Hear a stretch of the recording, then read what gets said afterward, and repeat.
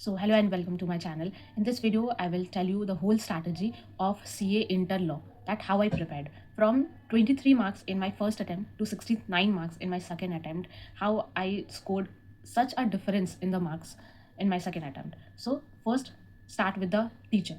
कि first select your the teachers very wisely. Don't go in a hype कि ये teachers बहुत अच्छा पढ़ाते हैं, ये टीचर बहुत अच्छा पढ़ाते हैं और आपने उसके लेक्चर्स देख लिए या खरीद लिया.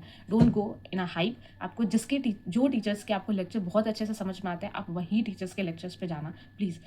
मैंने भी बहुत ज़्यादा वेल नोन टीचर से नहीं किया था. अगर आप जानते होगे तो चंदन पदार सर से मैंने लॉ के लेक्चर्स खरीदे थे और मुझे उनके लेक्चर्स बहुत ज़्यादा पसंद नहीं आए, बट फिर भी उनका जो वे था लिखवाने का, नोट्स बनवाने का, was the best and that helped me in scoring 69 marks in my law in second attempt. बहुत हेल्प हुआ वो नोट्स. आप किसी भी टीचर से आप लेक्चर्स खरीद रहे हो, सी कि उनका नोट्स कैसा है, क्योंकि आपको कोई भी टीचर लॉ में कितना भी समझा दे, आपको इवेंचुअली वो लर्न करना पड़ेगा. Because the law is totally theory और आप कितना उसको याद कर पाते हो, कितना अच्छे से प्रेजेंट कर पाते हो, that matters the most in your exams. बस अगर आप अपने से नोट्स बनाओगे, आपको समझ में आएगा कि एग्जाम में कितना प्रेजेंट करना है. Law is not like audit कि बहुत ज़्यादा लंबे लंबे आंसर है. ऐसा नहीं है लॉ में. लॉ में जो भी है वो प्रोविजन बहुत इंपॉर्टेंट है. और प्रोविजन आप एटलीस्ट प्रोविजन तो आप लिख ही सकते हो ना. सारे नोट्स में आप किसी का भी आप नोट्स देखोगे, उसमें ज़्यादातर प्रोविजन ही लिखा हुआ है. और प्रोविजन आपको इस तरह से अपने नोट्स में बनाने हैं कि आप जिस तरह से एग्जाम में लिख के आओगे, बिल्कुल आपका नोट्स वैसे ही होना चाहिए. Second is learn same to same answer. बहुत सब बोलेंगे कि same to same answer learn करना is not important, but I am telling you it's important, it's very important कि आप same to same answer learn करो. मैंने जब फर्स्ट अटैम्प्ट था ग्रुप 1 का, मैं first same to same answer learn करके नहीं जाती थी. मैंने कुछ पोर्शन लर्न किया अपने नोट से और कुछ पोर्शन मैं ऐसे ही अपने इमेजिनरी पता नहीं कैसे मैं बना के आती थी. सेकेंड टाइम फर्स्ट टाइम जब मेरे साथ ऐसा हुआ, उस समय तो मैं पास नहीं हुई. सेकेंड टाइम मुझे समझ में आया है कि क्या लॉ में ऐसे कर सकते हैं जिससे बेस्ट तरीका से मैं आंसर प्रेजेंट कर पाऊँ, क्योंकि उन्हें नहीं पता कि आपको कितना आता है लॉ में, आपने कितना पढ़ा है, आपने कितना चैप्टर्स कवर किया है. They will see your answer sheet. आपके आंसर शीट से वो देखेंगे कि कैसे आपने प्रेजेंटेशन किया है आंसर्स को. बस इसलिए मेक योर ओन नोट्स. कि now I will tell you कि किस सीक्वेंस में आपको चैप्टर्स कवर करना है. पहले तो आपको अदर लॉ पूरा कंप्लीट करना है. उसमें अदर लॉ में आपके LLP आ गया है, फेमा, जनरल क्लॉज, इंटरप्रिटेशन. ये 4 चैप्टर आपको पहले अदर लॉ के कंप्लीट करने हैं. उसके बाद फिर आप कंपनी लॉ पे जाना. कंपनी लॉ बहुत ज़्यादा बड़ा है, उसमें अगर आप जाओगे तो बहुत टाइम टेकिंग हो जाएगा. So first complete other law. Other law complete हो जाएगा तो एटलीस्ट आपका 30 मार्क्स एकदम प्योरली सिक्योर हो जाएगा. देन कंपनी लॉ में जाना, उसमें 70 मार्क्स फिर आप कवर कर सकते हो. उसमें कंपनी लॉ में जितने भी छोटे छोटे चैप्टर्स हैं, like charge, deposit, auditors, then chapter number 1, 2, prospectus, ये सारे चैप्टर्स स्मॉल चैप्टर्स कंप्लीट करो. Then go with the share capital. जितने लार्ज चैप्टर है आप लास्ट में करना. शेयर कैपिटल में बहुत सेक्शन नंबर है और सेक्शन नंबर अगर जितना पॉसिबल हो पाए लर्न योर सेक्शन नंबर. मतलब सेक्शन नंबर अगर आप लर्न करोगे तो आपको एक चांसेस मिलेगा कि to get a full marks on that question. मैंने पहला क्वेश्चन जो मैंने अटेम्प्ट किया था एग्जाम में, वो मेरा शेयर कैपिटल का था और मैंने एकदम सही सही सेक्शन नंबर कोट करके आया. जिस टाइम पे मेरा अटेम्प्ट हुआ था उसमें शेयर कैपिटल से 2-3 क्वेश्चन आ गए थे और फर्स्ट क्वेश्चन ही पहले मेरा शेयर कैपिटल से था और जिसमें सेक्शन नंबर मैंने कोट करके आया था. जो जो वो तो मेरा that was a luck of my कि जो अटेम्प्ट मैंने क्वेश्चन किया, फर्स्ट क्वेश्चन जो मैंने अटेम्प्ट किया उसके ही मुझे सेक्शन नंबर आते थे and I quoted that section number. अगर आपको सेक्शन नंबर नहीं आता है, don't quote it wrong, otherwise आपका वो पूरा आंसर गलत हो जाएगा. उसके वजह से मेरा मार्क्स इन्हांस करने में बहुत हेल्प हुआ. तो अगर आप सेक्शन नंबर याद कर सकते हो देन लर्न सेक्शन नंबर. अगर नहीं लर्न कर सकते हो तो कोई भी बहुत ज़्यादा इंपॉर्टेंट नहीं है कि आपको लर्न करना ही पड़ेगा. ठीक है, आप कर सकते हो, then you must do it, क्योंकि सेक्शन नंबर याद करना है, एक आंसर का वैल्यू ऐड हो जाएगा आपके उस आंसर पे. तो आपको एवरी डे आपको तो रिवाइज करना ही पड़ेगा लॉ को. Law and audit is theory based subject, उसमें डेली रिविजन तो एकदम रिक्वायर्ड ही है. आपने एक बार तो लॉ अच्छे से पढ़ रखा है, अब आपको रिवाइज कैसे करना. अब आपका एग्जाम टाइम आ रहा है, आपको रिवाइज कैसे करना है. तो पहले आप अदर लॉ करो, फिर कंपनी लॉ करो और जैसे जैसे आपका सारा चैप्टर्स कंप्लीट हो रहा है ना, go with that RTP MTP. एक चैप्टर मानो आपका एक चैप्टर कोई कंप्लीट हो गया, फेमा कंप्लीट हो गया या LLP कंप्लीट हो गया, वो चैप्टर्स कंप्लीट करने के बाद आप उसके सारे क्वेश्चन से गो थ्रू करो कि इस पोर्शन पे या इस चैप्टर्स में कहाँ कहाँ से क्वेश्चंस पूछे गए हैं. उसका RTP MTP पे चेक करो उसी टाइम पे कि कौन सा RTP है, कौन सा MTP है. बहुत सारे क्वेश्चंस तो रिपीटेटिव भी होते हैं ना लॉ सब्जेक्ट में या कोई भी थ्योरी बेस्ड सब्जेक्ट में. क्वेश्चंस बहुत रिपीट होते हैं. तो आप ऐसा होता है कि अगर कोई अटेम्प्ट में अगर पिछले अटेम्प्ट में जो क्वेश्चन पूछा गया है वो इस अटेम्प्ट में तो नहीं पूछा जाएगा, 2-3 अटेम्प्ट पहले वाले क्वेश्चन ज़रूर इस बार पूछे जाएँगे। तो इस वे से उनका क्वेश्चन फ्रेमिंग होता है। आप जब भी आप कोई भी चैप्टर्स कर रहे हो, आप अपने नोट्स पे लिख लेना कि ये क्वेश्चन इस बार आरटीपी में आया था, एमटीपी में आया था, प्रीवियस कब ये पूछा गया था क्वेश्चन। आपका नोट्स बहुत इंपॉर्टेंट रोल प्ले करता है।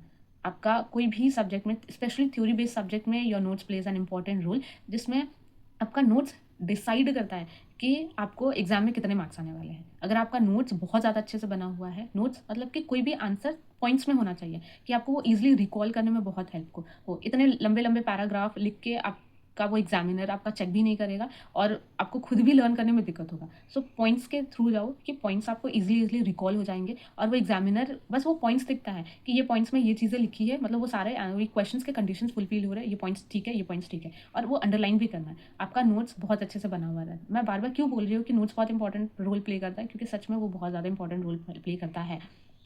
किसी भी सब्जेक्ट के आप टीचर्स के नोट्स रेफ़र कर लो, आपको वो याद करने में दिक्कत होगा, पर आपको खुद से जब नोट्स बनाओगे तो वो फिर आपको उतना दिक्कत नहीं होगा आपको लर्न करने में, क्योंकि खुद की हैंडराइटिंग समझ जाते हैं लोग और वो ईज़ी रहता है याद करने में। आपका सब कुछ हो गया, आपने लेक्चर्स भी देख लिया, आपका रिविज़न हो गया, आपने नोट्स बना लिया प्रॉपर से। अब आपको एग्ज़ाम में प्रेज़ेंटेशन कैसे करना है। Exam presentation is important, sequence बहुत ज़्यादा इंपॉर्टेंट है। तो आपको पेपर में प्रेजेंटेशन कैसे करना है, पहले एक पेज का तो जितना प्रोविजन है, पहले आपको क्वेश्चंस पढ़ने हैं कि कैसे ये क्वेश्चन पूछ क्या रहा है बेसिकली मुझसे।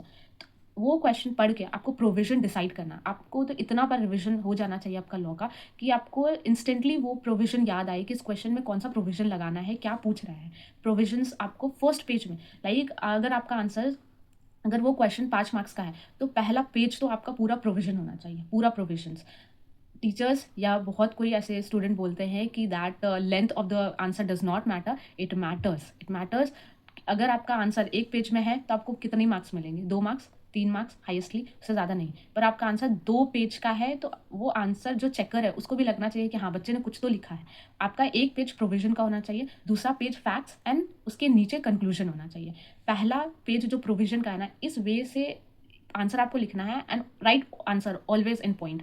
पॉइंट में आंसर लिखने से अच्छा ऐसा वो लगता है कि हाँ सारा पॉइंट्स एकदम क्लियरली उस आंसर चेकर को दिख रहा है कि पॉइंट्स में कैसे आंसर लिखा हुआ है। And underline the importance line, जो भी इंपॉर्टेंट वर्ड्स है उसको अंडरलाइन करो, कोई सेक्शन नंबर है अंडरलाइन करो, या बहुत ज़्यादा कुछ इंपॉर्टेंट चीज़ें आपने उसमें नंबर ऑफ डेज लिख के रखा कि कितने पीरियड्स में नोटिस जाना है, या कितने पीरियड में, या डेट टाइम कुछ भी होगा, अंडरलाइन दैट नंबर्स सेंटेंस।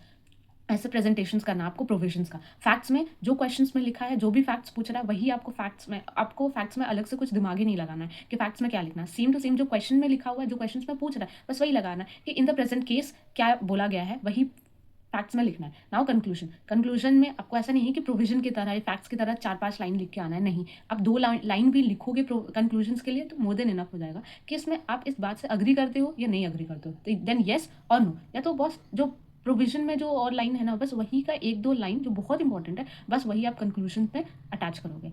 ये आपका पूरा प्रेजेंटेशन है एक आंसर का।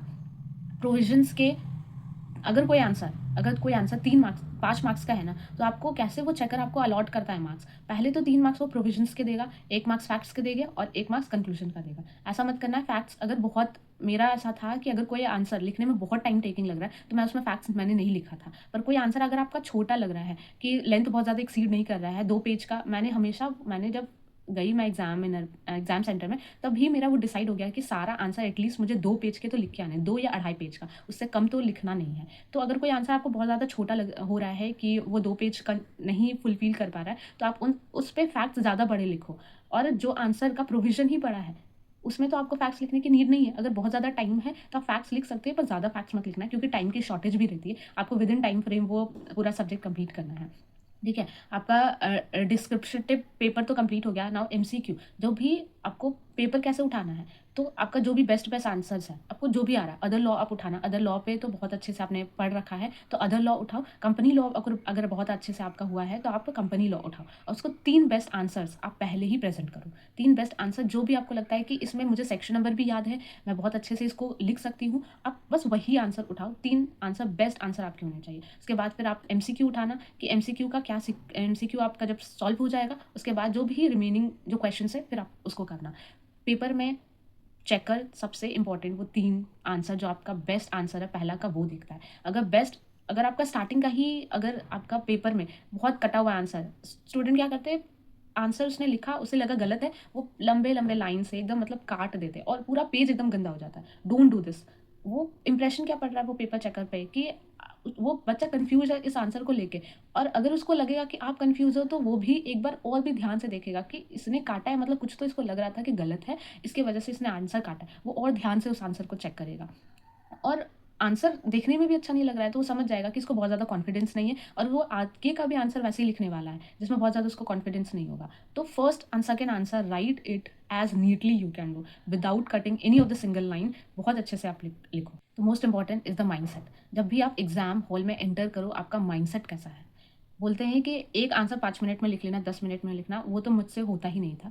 मैं अपना वॉच टेबल पे रखती थी और मेरा बस ये था कि 45 मिनट्स में ये मुझे बेस्ट जो 3 आंसर्स है ना वो कवर करना है मुझे, और इतने अच्छे से कवर करना है कि वो जब पेपर चेकर मेरा आंसर जब पढ़े ना तो उसको समझ में आ जाए कि मैं इस आंसर में बोलना क्या चाहती हूँ। और वो बिना सोचे इतना नीट एंड क्लीन आंसर लिखना है ना कि वो बिना एकदम डिटेल इंक्वायरी करे वो मुझे 5 में 5 मार्क्स दे दे। और लॉ सब्जेक्ट में तो एटलीस्ट 4 तो मैक्सिमम मिलता ही है, 4 मार्क्स मुझे दे दे। वो माइंडसेट बहुत इंपॉर्टेंट है कि 45 मिनट्स में आपका वो 3 बेस्ट आंसर कवर हो जाना चाहिए, हाफ एन आवर में आपका वो एमसीक्यू कंप्लीट हो जाना चाहिए, और जितने भी रिमेनिंग टाइम बचे वो आपका जो भी 3-4 क्वेश्चंस और बचा है आप उसको सॉल्व करने में देना। माइंडसेट बहुत इंपॉर्टेंट है। आप जब भी एग्जाम में एंटर करोगे आपको समझ में आ जाना चाहिए, वो पेपर अटेम्प्ट करते वक्त आपको समझ में आ जाना चाहिए कि ये बेस्ट क्वेश्चन जो है 3 क्वेश्चन वो पहले मुझे लिखना है। आप जो भी वो 15 मिनट्स को पूरा यूज़ करना है आपको। 15 मिनट्स में आपको ये पूरा एनालाइज कर लेना है कि कौन सा बेस्ट आंसर मुझे आता है और वो कौन सा आंसर मैं पहले लिख सकती हूँ। देखो, सब बच्चे अच्छे से पढ़ के जाते हैं, वो रियल गेम तो वो पेपर अटेम्प्ट करने का होता है। उसे नहीं पता है कि तुमने कितना पढ़ के आया है, वो रियल गेम तुम्हारा सिर्फ वो पेपर में देखेगा कि तुमने पेपर में कितने अच्छे प्रेजेंटेशन करके रखे हैं। तो 15 मिनट्स को बहुत अच्छे से यूज़ करना। 15 मिनट्स में वो 3 क्वेश्चन आइडेंटिफाइड कर लेना कि कौन से क्वेश्चन तुमको लिखना है ना, जिसके सारे सेक्शन नंबर तुमको आते हो, और बहुत अच्छे से तुम वो आंसर को प्रेजेंट कर पाओ। मैंने भी वैसे किया था। वो 15 मिनट में मैंने डिसाइड कर लिया था कि ये 3 आंसर मुझे लिखने हैं, और 3 आंसर मैं मानो कि कोई क्वेश्चन में अगर 3 पार्ट है और क्वेश्चन 1 और 2 आता है तुम्हें और 3 नहीं आता है, ठीक है, तो 3 के लिए तुम पेज छोड़ दो, ठीक है। वो मत देखो कि इसके तो ये नहीं आते, सब में ऐसा होगा ही कि कोई क्वेश्चन का तुमको ए पार्ट नहीं आता है, या बी पार्ट नहीं आता, सी पार्ट नहीं आता, वो होगा, ऐसा होगा, हमेशा होगा। पर तुम्हें ये देखना है कि वो जो तुम्हें आता है वो 4 मार्क्स का है, और जो नहीं आता वो 3 मार्क्स का है, ठीक है। ये चीज़ ध्यान दो कि तुम कैसे ज़्यादा से ज़्यादा मार्क्स तुम मतलब कवर कर सकते हो।